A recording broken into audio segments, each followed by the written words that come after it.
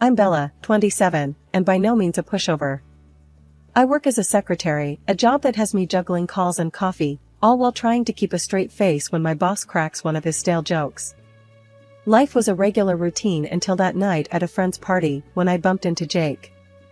Jake was a tall, lanky guy with a smile that could light up the room. He had that effortless charm about him, cracking jokes one minute and deep in thought the next.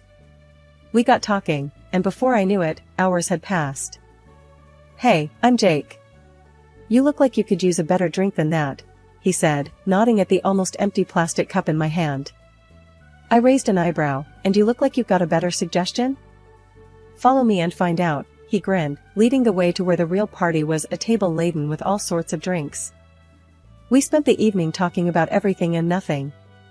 His jokes were actually funny, a refreshing change from the dry humor I was used to at work.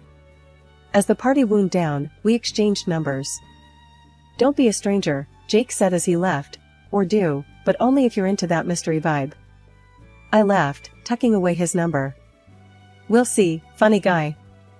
As I headed home, I couldn't shake off the feeling that this was the beginning of something. But that night, it was just the city lights, the lingering laughter from the party, and the slight buzz from the drinks. The next few weeks were a blur of texts and calls with Jake. He was like a breath of fresh air, always popping up with a joke or a plan to meet up. It was hard not to get swept up in his energy. Then came the day he invited me over to his place. "You gotta meet the folks," he said casually, as if it wasn't a big deal. "Meet your parents?" I hesitated. "Aren't we moving a bit fast?" "Nah, they're cool. Plus, I want them to meet the girl who's been stealing all my time," he joked, but I could tell he was serious. I agreed, not knowing what I was walking into. Looking back, I wish I had taken a bit more time, maybe then I would have seen what was coming. But life doesn't give you a heads up, does it? No, it just throws you in the deep end and watches as you try to swim. The day to meet Jake's parents came quicker than I'd have liked. I remember standing in front of my closet, trying to pick out something that said, "Nice to meet you," and not, "I'm here to steal your son." Finally, settling on a simple dress, I took a deep breath and headed out. Jake's house was one of those big, sprawling places with a garden out front. Flowers, trees, you name it, his mom had it growing there. "She'll love to show you around," Jake had said with an enthusiasm I didn't quite share. As we walked up to the door, Jake squeezed my hand. "Don't worry, they're going to love you." The door swung open, and there stood Mrs. Green, a woman with a stern look that could make a grown man flinch. "So, this is her," she said, eyeing me from head to toe. Not exactly the warm welcome I was hoping for. "Mom, this is Bella." "Bella, my mother," Jake introduced. "Charmed," I said, extending my hand. She gave a nod, her lips tight. "Come in. Let's not stand around." The inside of the house was as immaculate as the garden. We sat in the living room, and that's when the interrogation began. Mrs. Green didn't waste any time. "So, Bella, Jake tells us you're a secretary.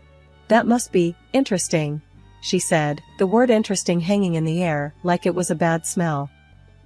"Yeah, it's got its moments. Keeps me on my toes," I replied, trying to keep it light. "And your boss, he's a man, I presume?" she prodded, her eyes narrowing. I nodded. "Yes, he is.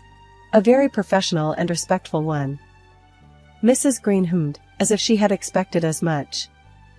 "I suppose you spend a lot of time together, being his secretary and all." I could feel the insinuation heavy in her tone. Jake jumped in. "Mom, come on, let's not start this."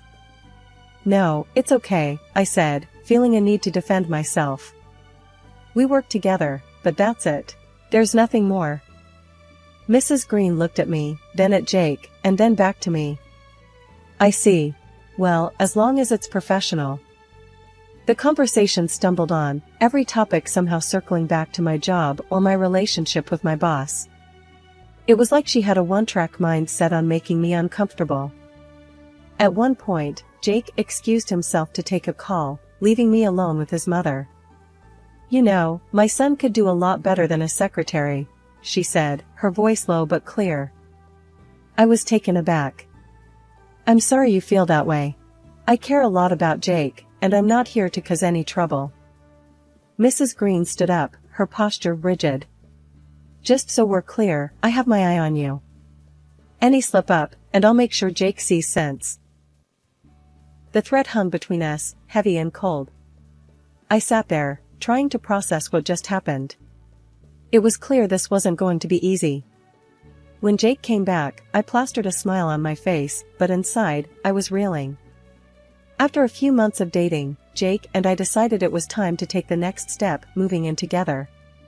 I remember the day I left my small, cozy apartment, boxes in hand, a mix of excitement and nerves bubbling in my stomach.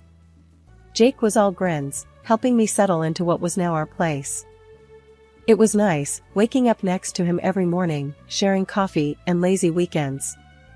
But as they say, good things never last, especially if Mrs. Green has anything to say about it. One Saturday morning, as we were lounging around, the doorbell rang. Jake went to answer it, and in came Mrs. Green, her eyes scanning the room like she was looking for something, or rather, someone to criticize. Mother! What a surprise, Jake said, clearly caught off guard. Save it, Jacob. I know what's going on here, she snapped, her eyes finally landing on me. Living in sin, are we? Jake's face turned red. Mom, it's not like that. We're serious about each other. She scoffed. Serious? Please. You barely know her. I stood up, feeling the need to defend our relationship. Mrs. Green, I care about Jake, and we're happy together. Happy? She laughed, a harsh sound that filled the room. Let's see how happy you are when the novelty wears off. She walked around, inspecting the place like she was going to find something incriminating. Her eyes landed on a photo of Jake and me at a beach. And what's this? Hardly appropriate, wouldn't you say? Jake tried to intervene. Mom, that's enough. But she was on a roll. I won't have my son shacking up with just anyone. What will people think? I could feel the anger rising in me. We're not hurting anyone. We're adults, making our own decisions. Mrs. Green turned to me, her gaze sharp. You may have fooled my son, but you don't fool me. I see right through you. The argument escalated from there, voices raised, words thrown like punches. In the end, Mrs. Green left, but not before declaring, "This isn't over." Her visit left a sour taste, the tension hanging between Jake and me. We tried to brush it off, go about our day, but it wasn't the same. Her words echoed in the back of my mind, a constant reminder of the disapproval looming over us. As days turned into weeks, the strain grew. Small arguments became regular, each one chipping away at the happiness we had built. I couldn't shake the feeling that Mrs. Green was somewhere out there, smirking, pleased with the chaos she had sown. One night, I worked late.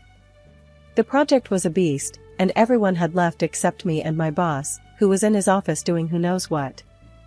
Bella, you still here? My boss called out as he finally emerged. Yeah, just finishing up this report, I replied, stretching my arms. Late night, huh? Let me drive you home. It's not safe this late, he offered.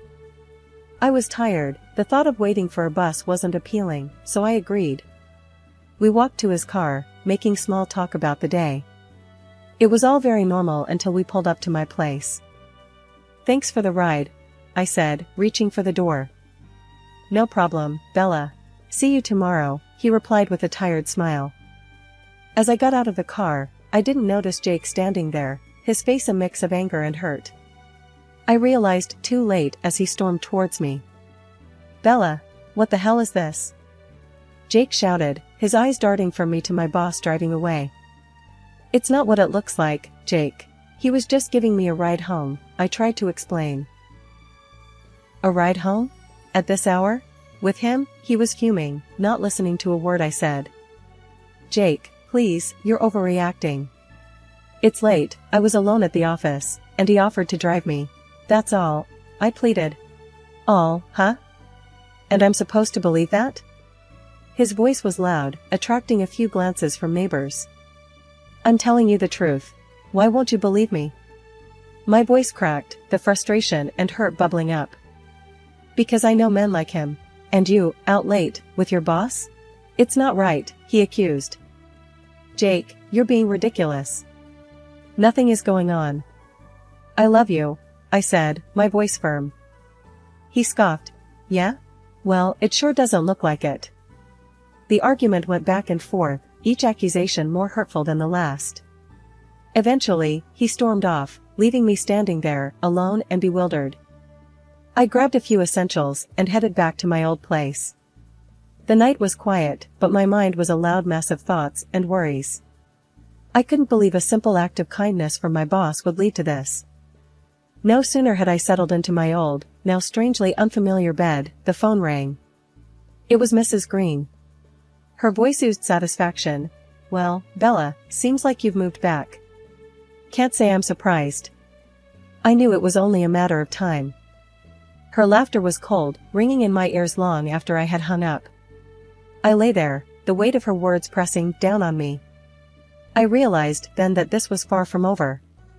Her glee at my predicament was just another reminder of the uphill battle I was facing, not just with Jake, but with his entire family. And as I drifted into a restless sleep, I couldn't shake the feeling of dread for what was yet to come.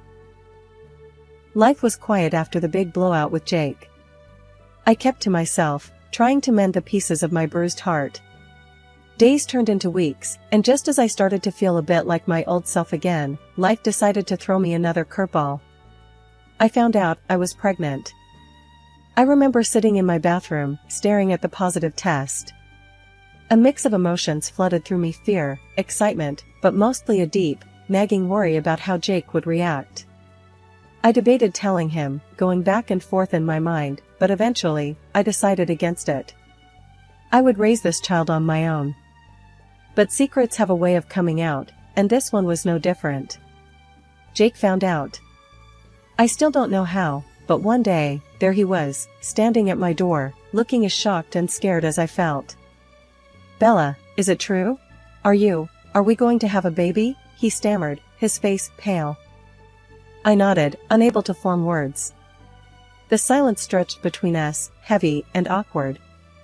Why didn't you tell me, Bella? Why? He finally managed, his voice a mix of hurt and anger. I was scared, Jake. Scared of how you'd react, scared of doing this all alone, I confessed, the words tumbling out. He ran a hand through his hair, a gesture of frustration I knew all too well. We should have talked about it. It's not just your decision, Bella. I knew he was right, but at the moment, it didn't seem that simple. I know, and I'm sorry. I didn't know what to do. We talked for hours, going in circles, the same arguments, the same fears. But as the night wore on, something shifted. We started to see not just the challenges, but the possibilities. Maybe, just maybe, we could do this together. In a decision that surprised both of us, we agreed to start over. We decided to get married, but this time, we'd do it our way, away from all the drama and judgment. A simple courthouse ceremony, just us and a couple of friends. It was quick, maybe a bit impulsive, but it felt right. The day we got married was nothing like I'd ever imagined. No fancy dress, no big party. Just the two of us, exchanging vows in a small, stuffy room. But when I looked into Jake's eyes, I knew it was perfect. We kept it a secret, not ready to deal with the fallout from his family, especially Mrs. Green. We needed time to adjust, to prepare for the baby, to figure out how we were going to handle everything. It was our little bubble of happiness, fragile, but ours. Jake and I were living in our little world, trying to prepare for the baby's arrival. But we both knew we couldn't keep our secret forever. The day finally came when Jake decided it was time to tell his parents. We gotta do it, Bella. They need to know about the baby, about us, he insisted one morning, a determined look on his face. I was scared, to say the least. But what about your mom? You know she's gonna flip. He took my hands in his. I'll handle Mom. You just focus on you and the baby. So, we went to his parents' house. My heart was pounding as we walked up the driveway. The door opened, and there stood Mrs. Green, looking as stern as ever. "Jacob, what are you doing here?" "And you brought her," she said, eyeing me with disdain. "Mom, we've got something to tell you." "It's important," Jake said, stepping in front of me slightly. She let us in, the curiosity clear on her face. We all sat down, the tension thick in the air. Jake took a deep breath and began. "Mom, Dad, Bella, and I got married a few months back. And we're expecting a baby." There was a moment of stunned silence before Mrs. Green erupted. "Married? A baby? How could you be so irresponsible?" "Mom, it's not like that. We love each other. We're happy," Jake tried to explain. "Happy? Look at her. She's trapped you with this child," Mrs. Green accused, pointing a finger at me. I felt my face heat up. I didn't trap anyone. This baby is a blessing, not a trap.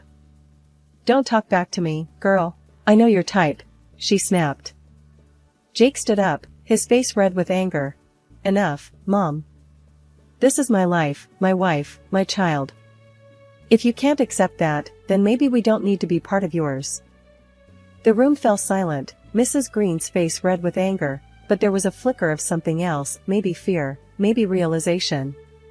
Mr. Green, who had been silent till now, put a hand on her shoulder, a silent plea. She looked at him, then back at us, her face softening, just a fraction. I need time to process this." We left shortly after, the air between us heavy, but hopeful. As we drove away, Jake squeezed my hand. That went better than expected. I laughed, despite everything. Yeah, if you consider World War III better than expected. But it was out now, the truth. We were married, expecting a baby, and for better or worse, his family knew. It felt like a weight had been lifted, but at the same time, a new worry had settled in. How would Mrs. Green react once the news really sunk in? Would she come around, or would she be an ever-present thorn in our side? Only time would tell, but for now, we had each other, and that was enough. As we drove home, the sun setting in the distance, I felt a sense of peace. We were together, we were strong, and no matter what came our way, we'd face it together, as a family. A few weeks had passed since the big reveal to Jake's parents. Things were quiet, almost eerily so. Then, one afternoon, Mrs. Green showed up at our door, unannounced, with a homemade cake in hand. "Bella, I baked this for you. A peace offering, let's say," she said, her voice softer than I'd ever heard it. I was taken aback, not sure what to make of this sudden gesture. Thanks, Mrs. Green. That's unexpected." She smiled, a bit too sweetly. "Call me Mother, dear. After all, we are family now." After some awkward small talk, she left, leaving the cake on the kitchen counter. I invited a friend over to share the cake. "Hey, Lisa, wanna come over for some cake?" It's a long story. Lisa arrived, and I cut the cake, serving us both a piece. But as fate would have it, she was on a new diet kick and refused at the last minute. "You know what, I'll take it home for later. My cheat day's tomorrow." She laughed, wrapping up a big slice. I shrugged and took a bite of mine. It was delicious, almond flavor bursting in my mouth. But as the evening wore on, I started feeling odd, queasy. I chalked it up to pregnancy nausea and went to bed early. But the nausea didn't go away, it got worse. By midnight, I was violently ill, and Jake rushed me to the hospital. After what felt like endless tests and worried looks from doctors, they told us the shocking news. There was a toxic substance in my system, something commonly used in gardening, to kill pests. Jake's face went white as he realized the implication. The cake, my mom. I was too weak to respond, a cold dread settling in my stomach. Had Mrs. Green really tried to harm me, to harm her own grandchild? I was kept in the hospital overnight, and by morning, I was feeling a bit better, but the emotional toll was immense. Jake was a mess, torn between worry for me and disbelief that his mother could do such a thing. We were talking on the phone about it, Jake's voice heavy with concern. "We need to figure out what to do next," when suddenly the door to my room creaked open, and in walked Mrs. Green. I quickly muted the phone but didn't hang up, Jake still listening in. "Bella, how are you feeling, dear?" she asked, her voice dripping with faux concern. I looked at her, feeling a mix of anger and disbelief. "I've been better," I said, coldly. She tooted. "Such a shame about the sickness." "And the baby?" "The baby is fine," I replied, watching her reaction closely. Her face faltered for just a moment, a flash of disappointment crossing her features. "Well, that's good to hear," she said, but the words felt hollow.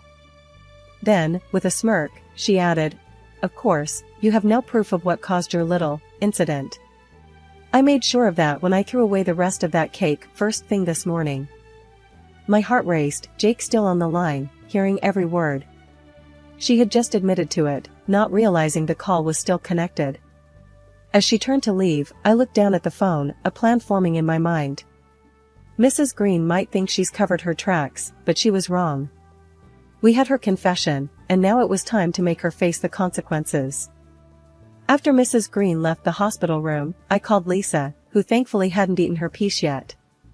She was horrified by the news, and agreed to bring the cake to the police as evidence. Then I dialed Jake again. "Jake, did you hear all that?" I asked, my voice barely above a whisper. "Yeah, every single word," he replied, anger seething through his tone. "I can't believe she'd go this far. I'm coming back to the hospital, and we're going to the police.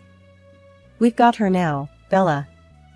By the time Jake arrived, I had managed to steady my nerves. Together, we went to the police station, the phone recording in hand.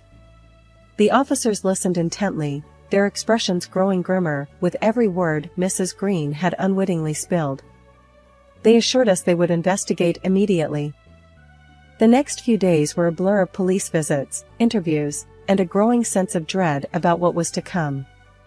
Mrs. Green was brought in for questioning, and with the evidence stacked against her, she had no choice but to confess to her horrendous act. The news of her arrest spread quickly, and suddenly, the whole town was buzzing about the scandal. Jake stayed by my side through it all, his support unwavering. "I'm so sorry, Bella. I never thought she'd do something like this." "I know, Jake. But we're together in this, that's what matters," I reassured him, squeezing his hand. The trial date was set quickly, given the severity of the crime. Mrs. Green faced the judge, her usual stern demeanor replaced by a look of defeat. The evidence was undeniable, and she was found guilty of attempted poisoning. The sentence was harsh, but just, given the potential consequences of her actions. As we walked out of the courtroom, Jake and I both felt a strange mix of relief and sadness. It was over, but at such a cost. His mother, the woman who had raised him, was now behind bars because of her own twisted actions. We decided it was time to move on, to focus on the future and the arrival of our baby. The house felt quieter, the air lighter, as if a dark cloud had been lifted.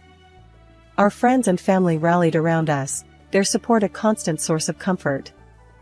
One evening, as we sat on the porch, Jake wrapped his arm around me. "We've been through hell, Bella, but we made it. I love you, and I can't wait to start this new chapter with our little one." I leaned into him, my head resting on his shoulder. "Me too, Jake. It's going to be a fresh start for all of us." The baby kicked, as if in agreement, and we both laughed. It was a sound of pure joy, a sign that despite everything, we were going to be okay.